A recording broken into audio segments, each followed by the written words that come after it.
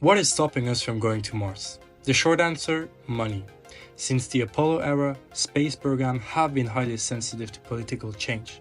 Long-term and costly projects often get shelved or delayed, making the dream of reaching Mars seem so distant. But today, we're at a turning point, not just in space exploration, but in innovation across the board. It is truly a paradigm shift. Doing the research for this video, I was stunned by the potential that Starlink will have on this issue.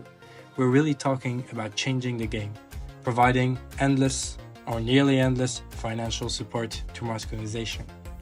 We've seen SpaceX defy the odds year after year, founded just 2 decades ago with a $100 million investment. SpaceX now dominates over 60% of the global commercial launch market and will send approximately 90% of total mass to orbit, with China at 6% and the rest of the world at 4%. Now that's astounding when you consider the company's humble beginning and just in general, wow.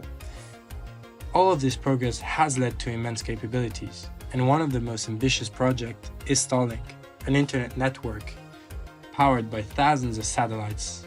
But as Elon Musk has stated, Starlink's primary purpose isn't just to provide global internet coverage, but it's to finance the colonization of Mars.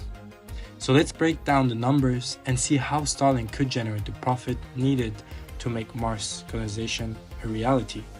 As of September 2024, Starlink consisted of over 7,000 mass-produced small satellites, and planning extension goes up to nearly 12,000, with a possible later extension going to 34,000 satellites. Now just to put it into perspective, the number of active satellites were approximately 13,000 orbiting the Earth, excluding the 7,000 active satellites operated by SpaceX. This leaves us around 6,000 active satellites from other operators, more or less, meaning that Starlink has already as much satellites as every other country combined in the history of space exploration. So imagine if they carry out their 34,000 satellite expansion. Imagine the ratio. As of the end of 2024, Starlink is on track to hit $6.6 billion in revenue and post its first free cash flow positive year. Meaning, with all these crazy investments and hundreds of rocket launches, it is actually becoming profitable. And $6.6 billion in revenue is up 80% from 2023, just to show you the rate of growth. It also surpassed 4 million subscribers in May 2024. Now, I've dug a little, and apparently internal SpaceX documents show that the company hopes to earn a 60% operating profit margin on its revenue, meaning for every $100 they make in revenue, they'll get 60% profit, which would be crazy. Now, if we get a little speculative, a little creative, and consider that the potential market is around 4 billion internet users, many in areas with poor connectivity, if Starlink captures only a fraction of it, let's say a conservative 30 million users, annual revenue could skyrocket to nearly $40 billion. If they manage a 60% operating profit, that would leave $24 billion in profit, which is, by the way, the entire NASA budget for 2024, meaning potentially in a couple of years, Starlink only will make as much as the entire NASA. So you can imagine how the rate of innovation for Mars will improve. And that's just one source of cash. Some analysts even predict that the global satellite internet market could become a $1 trillion industry in the coming decades. With advancements in technology and decreasing costs, Starlink is well positioned to take a significant share of this market.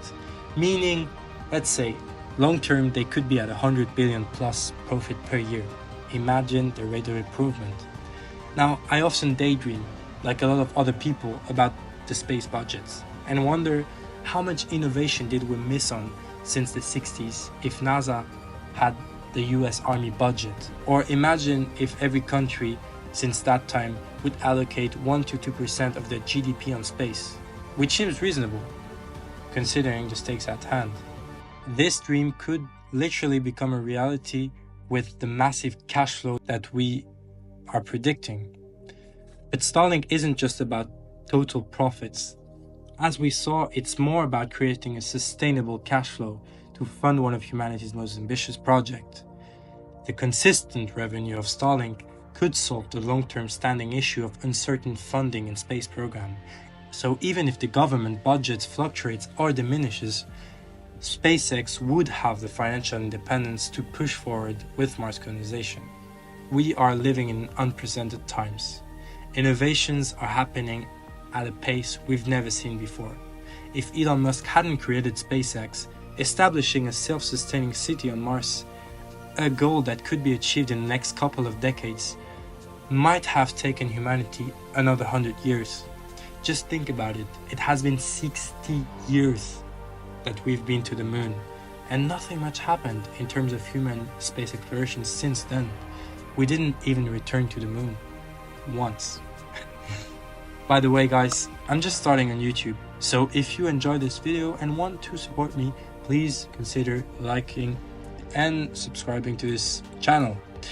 I'd also love to hear your thoughts, so leave a comment with any constructive critiques. I'll be improving my video based on your feedback.